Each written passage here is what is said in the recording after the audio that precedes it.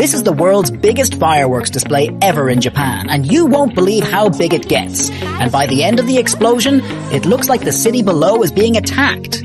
It sounds like sirens for war are blaring, but that's just a countdown for the biggest firework ever. And in a moment, you're going to see a spectacle of a lifetime. The countdown has less than 10 seconds to go, and the whole world waits in awe for a world record.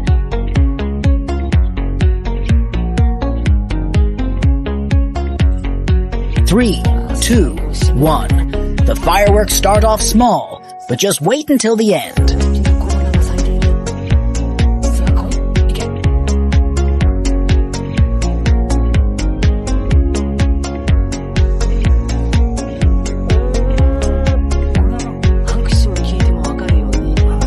What do you rate it out of 10?